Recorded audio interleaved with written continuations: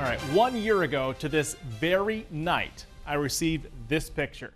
After showing it a year later, I received email after email after email saying that this was not a mirage. So I climbed the dunes myself to see this phenomena and spoke with the experts to settle this skyline skepticism.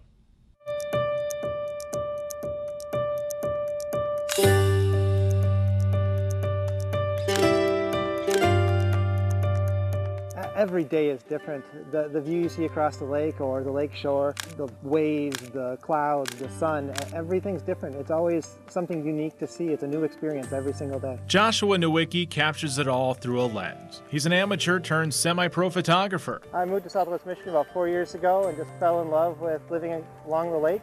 And photography just kind of took off from there. Some photos he takes for work, some he sells, but most he snaps just because he loves it. The time out here along the lake taking photos is very precious to me.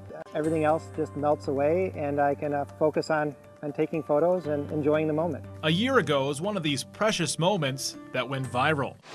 And I thought I wasn't going to get anything that would beat this until I found this photo from Grand Mirror State Park. This is from Joshua Nowicki. And what you're seeing here is a mirage.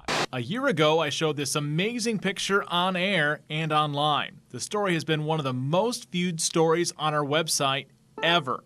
Most click because of its rarity and also because there are skyline skeptics. They say my explanation is a cover-up. A cover-up to their belief that this picture is proof the earth is flat. Here on the shores of Lake Michigan at Warren Dunes State Park, just 50 miles towards our west is Chicago. However, we can't see the skyline, at least from this vantage point. Earlier this year, there was a really good chance. It looked like probably 40 or 50 buildings looked visible from the top of the dune over here, which is the most I have ever had a chance to see it. Is it evidence of early philosophers that the world isn't round?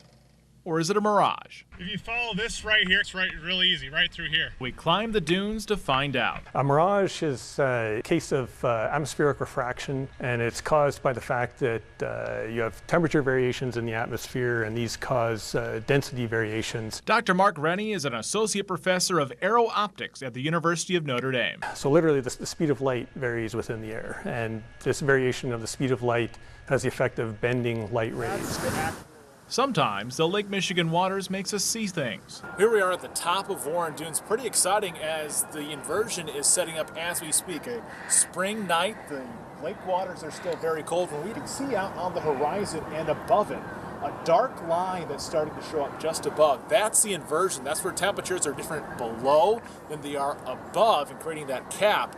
And we're beginning to see that atmospheric lensing, where in spots along the horizon we're seeing either breaks in the buildings or where the buildings may be flipped or distortion caused by the mirage or atmospheric conditions that are changing as we speak. What's happening is the light from Chicago is being bent by the cold air above Lake Michigan slightly downwards towards the observer here in Michigan. And that's helping the light rays get around the curvature of the earth, so to speak, so that Chicago can be seen almost all the way down to ground level. See, now there's buildings shown up straight ahead of us. But if it is a mirage, argues many of the biggest critics who've emailed me, the image should be upside down. The word mirage originates from the same root word as the word mirror.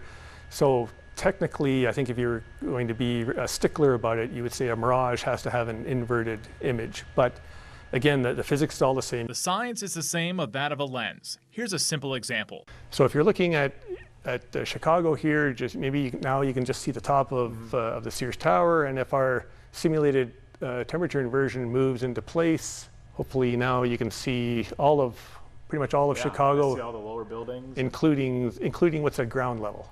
So the atmosphere really is acting like a lens.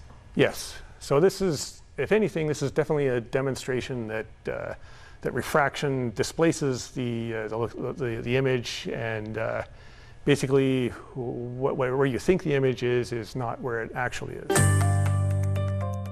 That now infamous picture from a year ago, that's looming, as are these photos that we snapped. This is a mirage. We caught this looking towards Michigan City.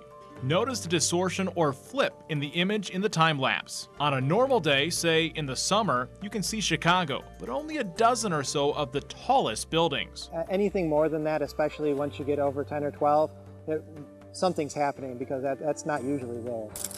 The views along the lake are always changing, along with the weather. It's always different.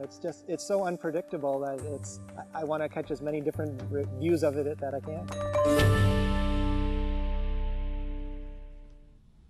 So technically speaking, this pic is looming.